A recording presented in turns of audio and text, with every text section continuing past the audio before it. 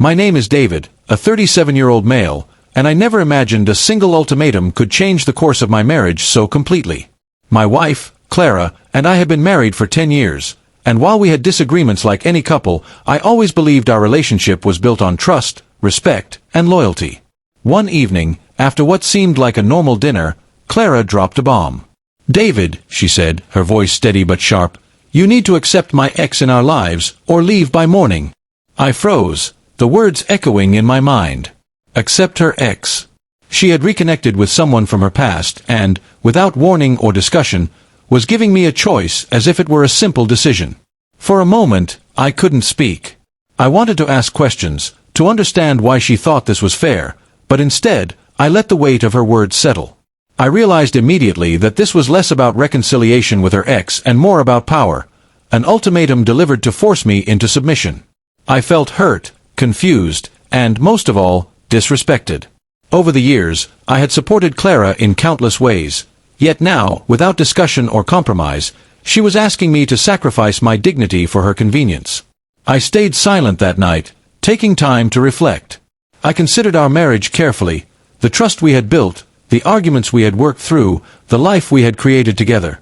And I realized something crucial: ultimatums do not come from love, they come from control. If someone you love is willing to give you a choice between accepting something intolerable or leaving, the relationship itself is already compromised. By morning, I knew what I had to do. At sunrise, I packed a few essentials, leaving behind the home we had shared, the furniture we had picked together, the memories we had built. Clara woke up to find me ready, my suitcase at the door. "David, wait," she said, panic replacing the calm she had shown the night before. "Please, you can't leave." I didn't mean it like that. I looked at her without anger, only clarity. "Clara," I said, "I can't accept your ultimatum. I can't accept being asked to compromise my values for someone else's convenience. I love you, but I also respect myself. Walking away is the only choice I can make." The car ride away from the house was quiet. I didn't look back. I didn't call anyone, didn't explain myself to anyone else. It was a decision made solely for my well-being, my sense of self-respect, and the knowledge that love should never come with threats. By mid-morning, Clara was texting and calling, her tone shifting from pleading to frantic. "David, please. I didn't realize how serious you were. I don't want to lose you. Let's talk. I'm begging." But I didn't respond. I let her words sit in my phone, unanswered, while I gave myself the space to think without pressure. Over the next few days, she reached out repeatedly, alternating between apologies, explanations, and promises that her ex would no longer interfere in our lives. But the truth was clear to me: trust had been broken, and ultimatums had been delivered. I realized that reconciliation would require far more than promises. It would require true accountability, humility, and a willingness to put my feelings first, not just hers.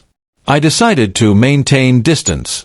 I stayed with a friend, focused on work, and reconnected with myself in ways I had neglected over the years. The clarity was refreshing. I began to understand that walking away wasn't an act of spite, it was an act of self-preservation.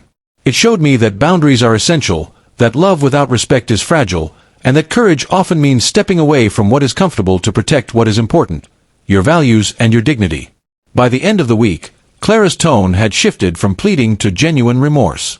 She admitted that she had been selfish, that she had let her past interfere with our present, and that she had underestimated the impact of her words.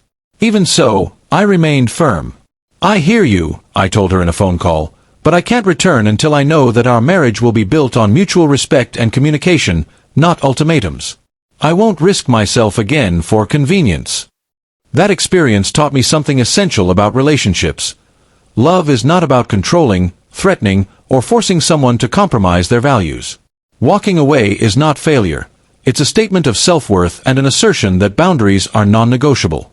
Sometimes, the act of leaving shows someone how much respect you truly deserve. And as Clara begged, I realized that the strength I found in walking away was far more powerful than any words of persuasion or promises of change. In the end, I didn't walk away out of anger or revenge. I walked away out of clarity, integrity, and the recognition that my self-respect was non-negotiable.